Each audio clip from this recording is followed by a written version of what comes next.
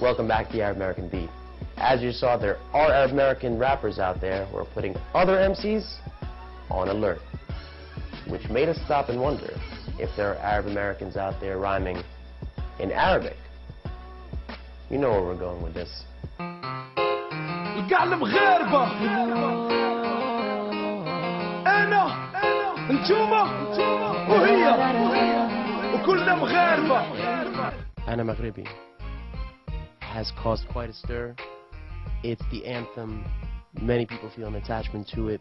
Tell us a little bit about it. أنا مغربي. I'm the Moroccan. I just had the idea when I came to the States. You know, when you be in Morocco and you be like, okay, that's regular, I'm Moroccan, yeah, that's fine, I can sing about it or something. But when you live outside Morocco, you be feeling it's like, wow, I missed a lot of great stuff in Morocco. And when you see other things in there, you be like, wow, there is a really great things about my country that I didn't notice when I was in there, because I see it right now from another angle. So I had to do that song, and then alhamdulillah, it did great.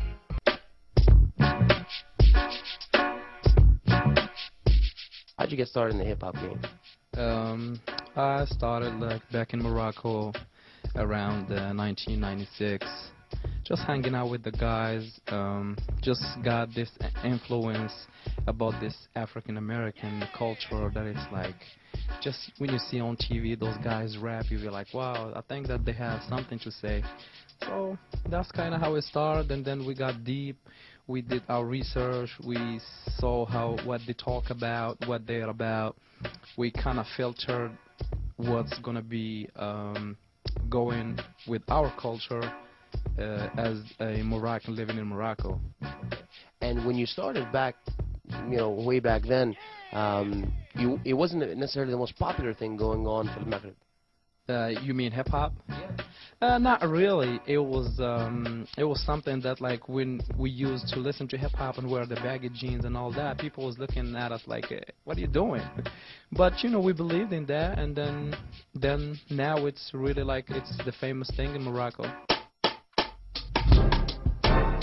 Hip hop, which was born, conceived here in the United States, has managed to make it to all corners of the world and really influenced you and a whole legion of MCs.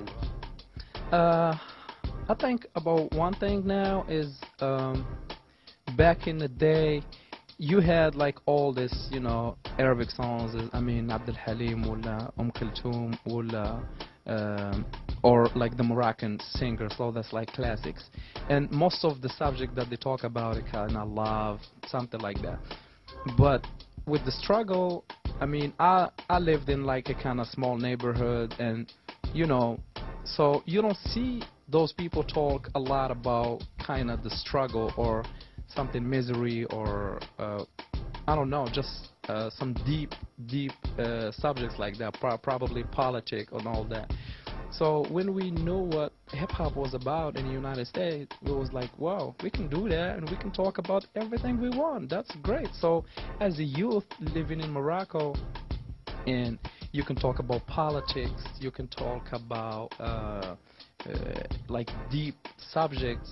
I mean, that's the beauty of hip-hop for me. People know who you are. Well, yeah, I mean, thank God, you know what I'm saying. I worked hard really since like 1996, and I was just grinding and hustling out there, just like working and doing collaborations and going to shows and just like, staying humble, and that worked, so that's great. I mean, when you go back to Morocco and you see all these people recognize your name, and then when you go downtown onto the street, you be like, oh, that's him. So that's a great feeling. I mean, I do my music for the people, so when they appreciate it, that's something great.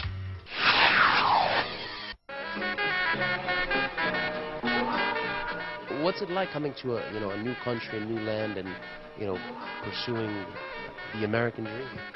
I mean, it feels really great, because this place that you've been kind of dreaming to come to, like, you know, that's the first influence you had and all that. That feels great, but it's really, really hard to leave all that, because you're, as you said, you changed everything from the people to the language to the food to the laws to everything. So that's really hard. It took me a long time to like establish my to adapt with the, like, here in America.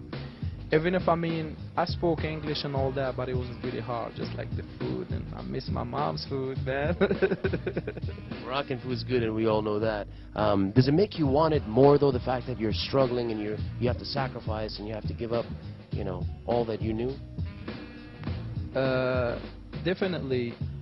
You know, that struggle gives you more energy and more inspiration. So if you look back at all the artists that they have really struggled in their lives, they are like genius now in music or something. Speaking of Michael Jackson or you know, artists like him. So I think that the struggle gives you more experience and energy to become a better artist.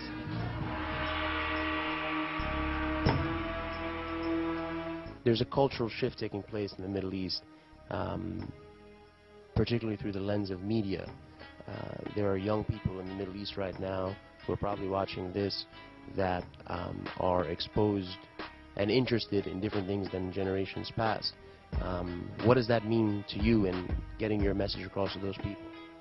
I mean, when I start, I remember we had a conflict with the other generation because they didn't understand what we want, and they look at us like, what are you doing?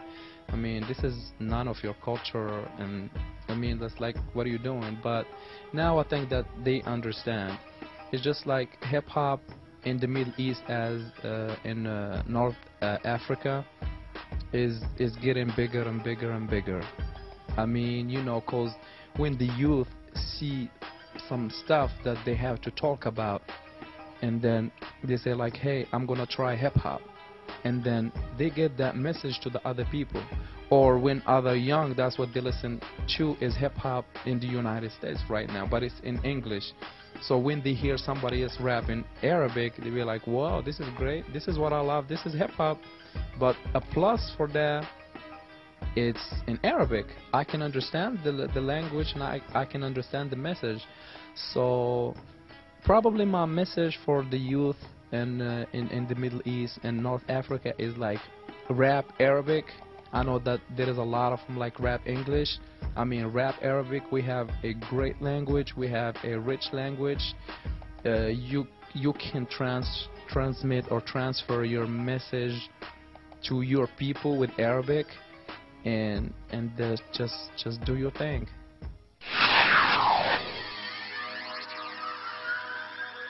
How far away do you think, Faress, we are from having one of these more established hip-hop labels sign a hip-hop artist who rhymes in Arabic? I think with work, and then just put your name out there, just like representing the Arab people. So you have to establish your name in most of these places. I mean, the Middle East and North Africa. So when you're gonna be out there, like when you go to Aljazair and they'll ask about your name, they'll know you. When you go to Dubai, they'll know your name. When you go to Morocco, they'll know your name. So I think when you go that time, talk to labels, or without talking to them, they're gonna be attracted to your job and what you are doing. So I think that's how it's gonna come. So yeah, for me, I'm working my way on that, and I hope that everybody else think kind of the same way. I know you have many memorable moments in your career thus far, but is there a single crystallizing moment where you can reflect back and just say, it all makes sense? Man, I think I'm gonna say when I first started hip hop, yeah, man, I think that's one of the greatest time, and just like keeping it up with it, and I think that's a great time, just like my beginning in hip hop. And look where it's led you to now. Thank God. Alhamdulillah.